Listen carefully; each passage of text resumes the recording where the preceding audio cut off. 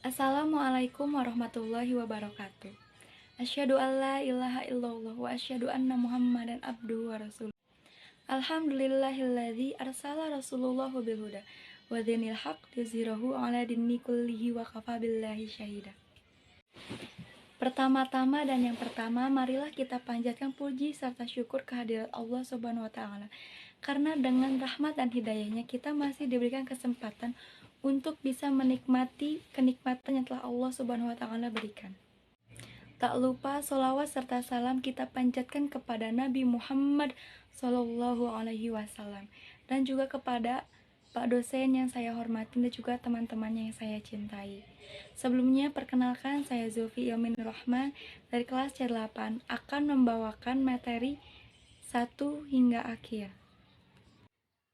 Yang pertama, saya akan menjelaskan tentang ma'rifatul insan. Ma'rifatul insan terdiri dari dua kata, yaitu ma'rifat dan insan. Ma'rifat berarti mengenal, sedangkan insan berarti manusia atau diri sendiri.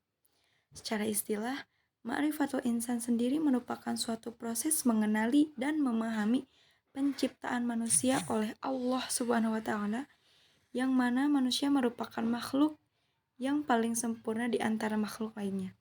Sehingga ketika seseorang sudah mengenali dirinya sendiri, siapa diri kita, dari mana asalnya, dan untuk apa kita diciptakan, dia akan membuahkan hasil, yaitu ketaatan dalam menjalankan amanahnya sebagai manusia. Dan ini menjadi langkah awal untuk mengenal Sang Pencipta, Allah Subhanahu wa taala. Manusia adalah salah satu makhluk ciptaan Allah Subhanahu wa taala yang memiliki peranan penting dalam kehidupan di muka bumi. Manusia juga dipandang sebagai makhluk yang paling tinggi derajatnya dibandingkan makhluk Allah Subhanahu wa taala yang lainnya. Bahkan Allah menyuruh para malaikat untuk bersujud kepada Adam alaihi salam.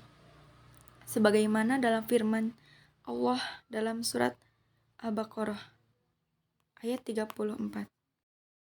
A'udzu billahi minasy syaithanir rajim.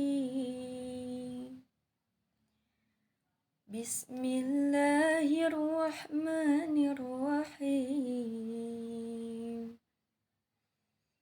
Wa idza qulna lil malaikati isjudu li Adam fasajadu illa iblis aba wastakbara wa kana minal kafirin. Yang artinya, dan ingatlah ketika kami berfirman kepada para malaikat, sujudlah kamu kepada Adam, maka mereka pun sujud kecuali iblis. Ia menolak dan menyombongkan diri, dan ia termasuk golongan yang kafir. Manusia diciptakan dari dua hal, yaitu ruh dan juga jasad. Manusia diciptakan oleh Allah Subhanahu wa taala dari tanah, yang kemudian diberi ruh, yang di dalamnya terdapat qalbu di dalam al-qalb. Inilah terletak al-ajmu, tekad, keputusan, niat, dan juga rencana. Disinilah letak takwa itu, yaitu di dalam hati.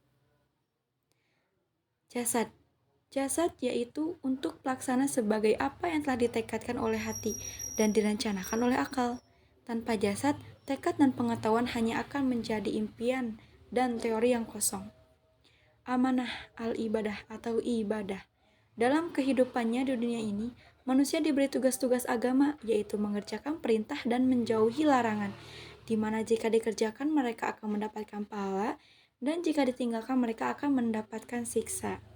Allah Subhanahu wa taala berfirman dalam surat Az-Zariyat, "Dan aku tidak menciptakan jin dan manusia melainkan supaya mereka mengabdi kepadaku." Dalam mengikut tugas amanah ini, manusia terbagi menjadi 3 golongan. Yang pertama, yaitu kaum munafik yang menampakkan dirinya bahwa mereka melaksanakannya baik lahir maupun batin, padahal tidak. Yang kedua itu kaum musyrik yang tidak melaksanakannya sama sekali, baik lahir maupun batin. Yang ketiga ada kaum mukmin yang melaksanakannya lahir maupun batin. Hakikat manusia pertama adalah sebagai makhluk, yang kedua adalah sebagai yang dimuliakan, yang ketiga adalah sebagai mu'alaf, mukhalaf. Yang keempat, hakikat manusia adalah bebas memilih. Dan yang terakhir, hakikat manusia adalah mendapat balasan. Manusia sebagai makhluk yang bebas memilih pasti memiliki konsekuensi terhadap apa yang ia pilih. Orang beriman dan mematuhi semua perintah dan larangan Allah, maka Allah akan membalasnya dengan surga. Sebaliknya, orang kafir dan menolak mengikuti syariat Islam, maka Allah akan membalasnya dengan neraka. Manusia diciptakan alal fitrah, maksudnya adalah diciptakan oleh Allah Ta'ala berada dalam kecenderungan kepada kebenaran dan patuh kepadanya. Allah Subhanahu wa Ta'ala menciptakan manusia dalam keadaan doif atau lemah. Kelemahannya terutama dalam menghadapi godaan hawa nafsunya. Kadangkala mereka mengalami lemah azam, lemah iman, dan lemah kesabaran.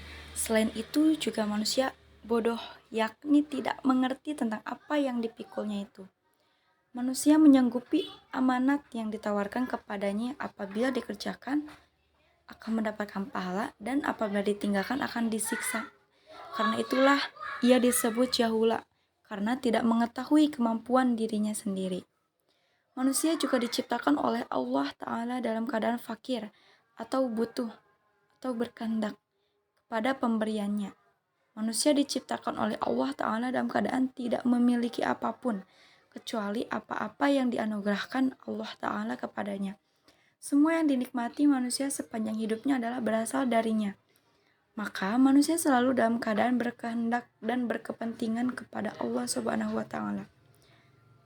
Yang kedua yaitu dimuliakan. Manusia adalah satu-satunya makhluk yang dimuliakan oleh Allah dari makhluk yang lainnya. Mengapa? Karena kesatu, ditiupkan ruh. Kedua, memiliki keistimewaan. Ketiga, ditunjukkannya alam padanya, yaitu terdapat dalam surat Al-Jathiyah yang berarti, Allah lah yang menundukkan laut untukmu agar kapal-kapal dapat berlayar di atasnya dengan perintahnya dan agar kamu dapat mencari sebagian karunia-Nya dan agar kamu bersyukur. Manusia juga Allah Subhanahu wa Ta'ala berikan potensi yang sangat berperan untuk menjalankan tugas sebagai pemimpin di muka bumi ini. Potensi yang diberikan itu berupa pendengaran, penglihatan, dan juga hati ataupun akal. Karena sejatinya potensi yang diberikan ini akan dipertanggungjawabkan di depan Allah Subhanahu wa Ta'ala, apakah seorang itu amanah dalam menjalankan tugasnya ataukah khianat. Nah, sekarang apa sih potensi itu? Menurut pandangan Islam, potensi adalah suatu anugerah yang Allah Subhanahu wa Ta'ala berikan karena Allah menciptakan manusia dalam bentuk yang sangat sempurna dengan kemampuan, maka dari itu Allah membekali manusia dengan segenap potensi yang ada dalam dirinya. Potensi itu meliputi potensi jasmani atau fisik, rohani atau spiritual, dan akal atau mind. Ketiga, ada potensi ini akan memberikan kemampuan kepada manusia untuk menentukan dan memilih jalan hidupnya sendiri. Potensi yang dimiliki manusia yaitu berupa pendengaran, penglihatan, dan hati. Pendengaran, menurut pandangan perspektif Islam adalah mendengarkan ajaran-ajaran agama Allah yang disampaikan kepadanya oleh Rasul-Rasul Allah. Yang kedua ada penglihatan. Allah memberikan penglihatan sebagai anugerah yang dianugerahinya pula manusia mata yang dengannya ia dapat melihat, memandang, dan memperhatikan kejadian alam semesta. Potensi hati, sedangkan menurut Al-Ghazali dan Al-Muhasibi, hati adalah raja yang mengawal semua kegiatan yang berlaku pada roh, nafsu, dan juga akal. Hati juga yang mengarahkan kelima-lima panca indera manusia sama ada untuk melakukan kebaikan atau keburukan. Abu Darda et al. 2014. Allah Subhanahu wa Ta'ala berfirman dalam surat Al-Hajj yang artinya, orang-orang jika kami teguhkan kedudukan mereka di muka bumi, niscaya mereka mendirikan sholat, menunaikan zakat, menyuruh berbuat ma'ruf dan mencegah dari perbuatan yang mungkar, dan kepada Allah lah kembali segala urusan.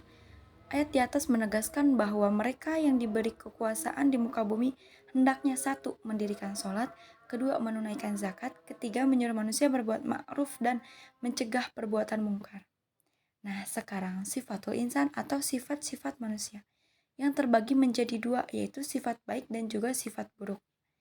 Manusia diberikan dua jalan, sebagaimana Allah berfirman dalam surat Al-Balad, yang artinya, dan kami telah menunjukkan kepadanya dua jalan. Kemudian Allah Subhanahu wa taala memperjelas lagi dalam surat Asy-Syams bahwa jalan yang akan ditempuh yaitu jalan kebaikan dan keburukan. Sebagaimana Allah Subhanahu wa taala berfirman dalam surat Asy-Syams yang artinya maka Allah mengilhami kepada jiwa itu jalan kefasikan dan ketakwaannya. Apa sih jalan yang benar? Yaitu takwa atau membersihkan jiwa. Takwa dalam Al-Quran memiliki 3 makna, yaitu yang pertama, takut kepada Allah dan pengakuan superioritas Allah. Kedua, bermakna taat dan beribadah. Ketiga, dengan bermakna pembersihan hati dari noda dan dosa. Maka inilah hakikat dari makna takwa. Karena itulah zakat yang satu akar dengan kata at-takziyah disebut zakat karena ia kita tunaikan untuk membersihkan dan menyucikan harta dan jiwa. Simpulannya bahwa takziyatun nafs itu pada dasarnya melakukan dua hal. Pertama, menyucikan jiwa kita dari sifat-sifat atau akhlak yang buruk, tercela yang disebut takhlali seperti kufur, nifak, ria, hasad, junub, sombong, pemarah, rakus, suka memperturutan hawa nafsu. Yang kedua, yaitu menghiasi jiwa yang telah kita sucikan tersebut dengan sifat-sifat akhlak yang baik atau terpuji, atau disebut juga tahali, yaitu seperti ikhlas, tawakal, jujur, juhud, cinta, dan kasih sayang. Sifat manusia yang dikelompokkan ke dalam kelompok orang-orang yang menyucikan jiwa. Yang pertama ada banyak bersyukur atau syakur. Yang kedua, bersabar atau sobur. Syekh Yusuf Al-Qaradawi dalam bukunya As-Sabaru fil Quran membagi sabar menjadi 6 macam, yaitu yang pertama, sabar menerima cobaan hidup. Yang kedua, sabar dengan keinginan hawa nafsu. Yang ketiga, sabar dalam taat kepada Allah Ta'ala. Yang keempat, sabar dalam berdakwah. Yang kelima, sabar dalam perang. Yang keenam, sabar dalam pergaulan. Yang ketujuh, sabar dalam pergaulan. Sekian dari saya. Mohon maaf bila ada kesalahan, baik dari kata maupun penyampaian ataupun materinya. Wabillahi taufik wal hidayah. Wassalamualaikum warahmatullahi wabarakatuh.